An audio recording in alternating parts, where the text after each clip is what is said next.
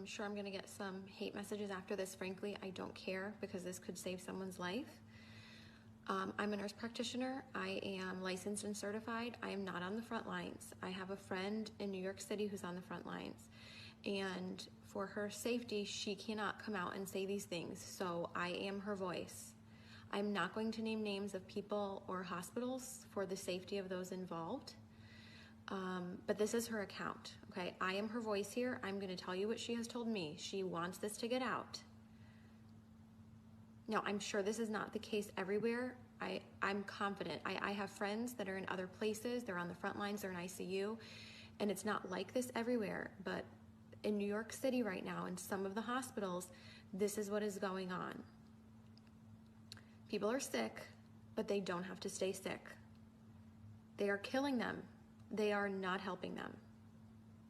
She used the word murder, coming from a nurse who went to New York City expecting to help. Patients are left to rot and die. Her words. She has never seen so much neglect.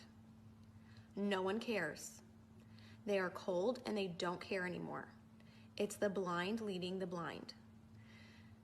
Now, a couple of weeks ago, I was on with some nurse friends of mine and we were discussing different medications that could be used to potentially help people. Doctors who were reporting around the country that they were using a combination of medications that were helping people. People were not dying when they were on these medications. They were getting better. Those medications are not being used in hospitals in New York City. What is happening is that they're putting people on nasal cannula. If they require more than 6 liters of nasal cannula, they get intubated, they go on the vent, or they get trached if there's not enough vents. They don't get high flow, no non-rebreather, no non-invasive ventilation, no CPAP, no BiPAP. They're on a closed system, the ventilator. The patients don't know any better. They don't have family with them. There is no one there with them to advocate for them. So they are scared and they give consent. The ventilators have high PEEP, high pressure, which then causes barotrauma. It causes trauma to the lungs. Dr. Siddell, Cameron Kyle Siddell, a few weeks ago put out a video. He's in New York City, and he put out a video saying something is not right, like we're not treating this correctly. We're doing something wrong. This doesn't make sense. They pulled his video from YouTube and they took him out of ICU because they couldn't have one doctor going against the grain, going against their protocol. The protocol is propofol or some kind of sedation because they're on the ventilator, and IV antibiotics. There's no hydroxychloroquine. They're not using that combination with Zithromax. They're not using zinc, vitamin C, high doses of vitamins A and D. They laugh. This is what she's told me. They laugh at that. She says this is a nightmare. It's out of a horror movie, and I don't want to be a part of this.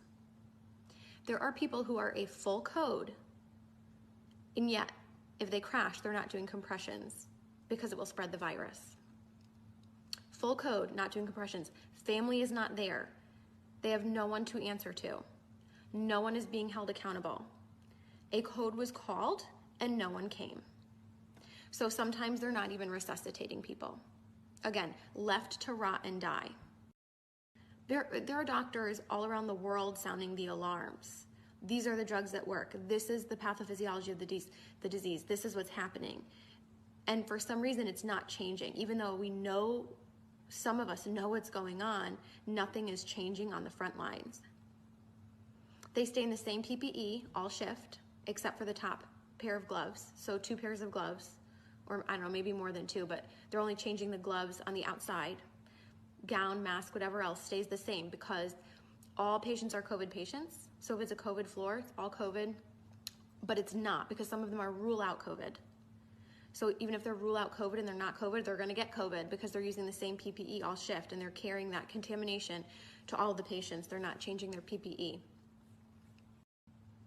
Who went there to help, and this is what she's finding. It's a horror movie, she says.